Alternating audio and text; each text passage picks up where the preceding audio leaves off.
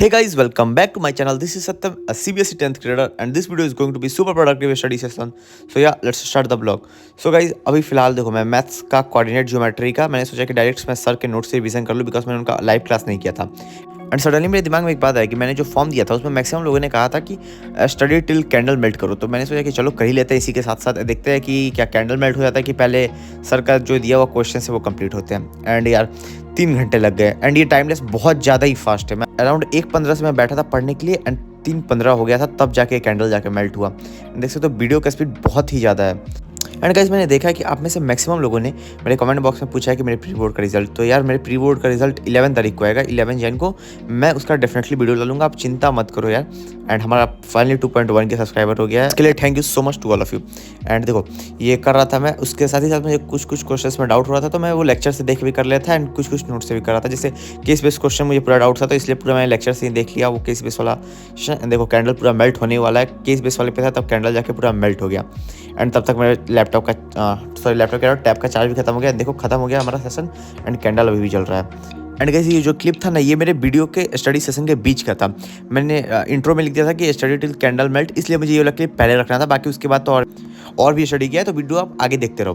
तो देखो अभी टाइम हो रहा है 3:15 एंड चलो अब सबसे पहले वाला टू डू लिस्ट पे आते हैं। जो सबसे पहला टास्क था, जो सबसे पहला टास्क मैंने कंप्लीट किया था वो था मेरा हिंदी का चैप्टर 1 जो पद है उसका पूरा मैंने PYQs जो भी इंपॉर्टेंट है, मैंने जो क्वेश्चन बैंक लिया हुआ था उसका सारा क्वेश्चन मैंने अटैम्प्ट कर लिया है।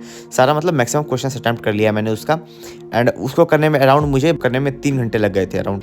फिर मैं जाके सोने चला गया, मतलब क्या सोच के मैं टेबल से उठ के चला गया मैं बेड पर एंड मैं वहाँ पे जाके सो गया। एंड वहाँ पे फिर मैं उठ रहा हूँ एंड फिर उठने के बाद फिर मैंने एग्रीकल्चर चैप्टर पढ़ना स्टार्ट कर दिया। आधा एग्रीकल्चर तो मैंने घर पे ही पढ़ लिया था, मतलब बेड पर पढ़े ही पढ़ लिया था। एंड फिर उसके बाद आने के बाद मैं फिर सोचा कि वीडियो क्लिप रिकॉर्ड कर लेते हैं, तो फिर मैं ऑफिस में आके पढ़ने लगा एंड मुझे कुछ इंपॉर्टेंट पॉइंट जो लग रहा था मैं उसे लिख ले रहा था। एंड गाइस मैं बताऊँ आज मेरे साथ क्या हुआ। मैं जस्ट InShot ऐप में चेक कर रहा था कि सब्सक्रिप्शन कितने का पड़ रहा है। मैंने जस्ट रैंडमली मेरा अकाउंट पहले से इसमें लॉगिन है, मतलब एक बार मिला था कि आप 1 महीने के लिए फ्री यूज़ कर सकते हो ऑटो पेमेंट में।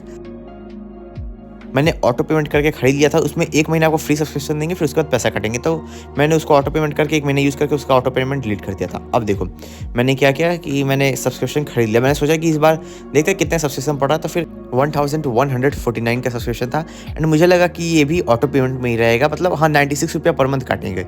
बट भाई इन्होंने पूरा एक बार में पैसा काट लिया। अब 1 साल के लिए मेरे पास सब्सक्रिप्शन आ गया है। एंड अब मैं कंफर्म हूँ नहीं कि मैं क्या करूँगा। रेगुलर उतना वीडियो में डालता भी नहीं हूँ। मुझे लगा कि 1 महीने का 96 रुपया काटेंगे बस तो क्या ही हो जाएगा, बट नहीं इन्होंने काट लिया। मुझे लगता है बदला निकाल जो मैंने 1 महीने इनका फ्री यूज़ करके अपना दिमाग लगाया था फिर ऑटो पेमेंट डिलीट कर दिया था, उसका बदला इन्होंने इस बार ले लिया एंड मेरा पैसा कट गया बैंक से।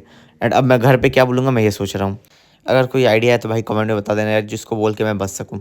बट कोई ना, देखते हैं फिर। एंड एग्रीकल्चर चैप्टर मैं कर रहा था एंड ये मेरे रात का क्लिप है तो हाँ।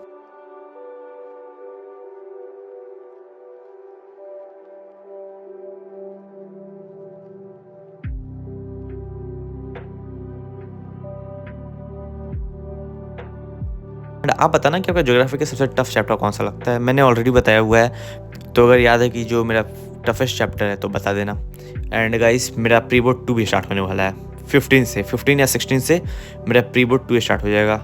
एंड मतलब देखो 11 को रिजल्ट आएगा एंड 15 से फिर से एग्ज़ाम वो लेने लगेंगे। भाई कम से कम 10 दिन का एग्ज़ाम और रिजल्ट के बीच में कम से कम 10 दिन का तो गैप देते भाई अभी तो। बट अब स्कूल वालों को हम क्या ही बोल सकते हैं। एंड देखो गाइस मैं एग्रीकल्चर चैप्टर पढ़ते पढ़ते मैं डिस्ट्रैक्ट हो गया। मैं पहुंच गया सुबह मैम के मेंटी क्विज में जिसमें वो हिंदी ग्रामर करवा रही थी। तो देखो मेरा हिंदी ग्रामर सब बन जा रहा था बस अलंकार को छोड़ के। अलंकार मुझे घंटा समझ में नहीं आता, मैंने बहुत जगह से पढ़ा है बट मुझे कुछ भी समझ नहीं आता अलंकार में, मतलब बहुत ज़्यादा ही कन्फ्यूजन रहता है उसमें। एंड मैं जानता हूँ अलंकार में बस 4 ही अलंकार आ रहे हैं हमारे बोर्ड्स में, बट हाँ मुझे कन्फ्यूजन रहता है अलंकार में बहुत ज़्यादा। और अलंकार में नहीं, मेरा हिंदी ही वीक है। तो अगर आप में से भी किसी को पता है कि मैं अपना हिंदी कैसे इंप्रूव कर सकता हूँ तो प्लीज़ कमेंट ड्रॉप कर देना यार, बहुत ज़्यादा हेल्प हो जाएगा इससे मेरा।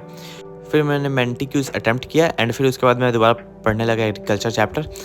एंड गाइज मैंने टेलीग्राम पे मैथ के फार्मूला सीट अपलोड किए हैं तो आप जाके देख लेना। एंड सॉरी गाइज मैं केमिस्ट्री का मैं फार्मूला सीट अपलोड नहीं कर पाया या फिर नहीं बन पाया बिकॉज डे बहुत ज़्यादा हेक्टिक चल रहा है एंड मेरा प्री बोर्ड भी स्टार्ट होने वाला है, इसलिए मैं नहीं कर पाया। उसके लिए सॉरी, बट मैं डेफिनेटली ट्राई करूँगा आज रात तक या जिस दिन ये वीडियो है उसके अगले सुबह तक कर दूँगा यार, सॉरी। एंड गाइस आप लोग कमेंट में मुझे बताना कि आपका प्री बोर्ड 2 कब से स्टार्ट होगा। एंड अगर हो गया है तो अच्छी बात है एंड नहीं हुआ है तो क्या ही कर सकते हैं फिर।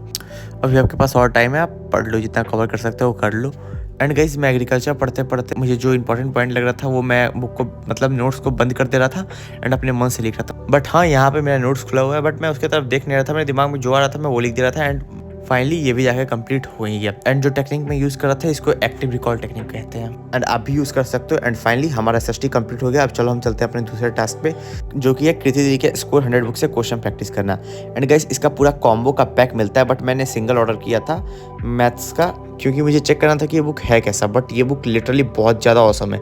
इसमें आपके सारे PYQs कवर हैं 2013 से लेके 2023-24 तक के सारे जितने भी आपके बोर्ड में रियल क्वेश्चन पेपर्स हैं वो कृति दीदी ने इसमें इंक्लूड किया है। तो हाँ, अगर आप लेना चाहो तो मैं इसका लिंक डिस्क्रिप्शन दे दूंगा। इसका कॉम्बो पैक अवेलेबल है, बट मैंने सिर्फ मैथ का लिया था, मैथ के PYQ सॉल्व करने थे। तो हाँ चलो फिर चालू करते हैं। मैं 2018 का क्वेश्चन पेपर सॉल्व करना एंड इस पॉइंट ऑफ टाइम तक मैं पूरी तरह फ्रस्ट्रेट हो चुका था, बिकॉज इसको सॉल्व करने के 10 मिनट पहले ही मैंने कोऑर्डिनेट ज्योमेट्री खत्म किया था, वो स्टडी टिल कैंडल मेल्ट वाला चैलेंज। एंड गाइस ये बुक लिटरली अच्छा है, इसमें आपको हर एक क्वेश्चन का डिटेल एक्सप्लेनेशन दिया गया है। एंड दीदी ने जो आउट ऑफ सिलेबस टॉपिक है उसको ऑलरेडी हाईलाइट कर दिया कि हमें मेहनत करना ना पड़े और जो आउट ऑफ सिलेबस टॉपिक है उसको छाटने का दिक्कत ना उठाना पड़े।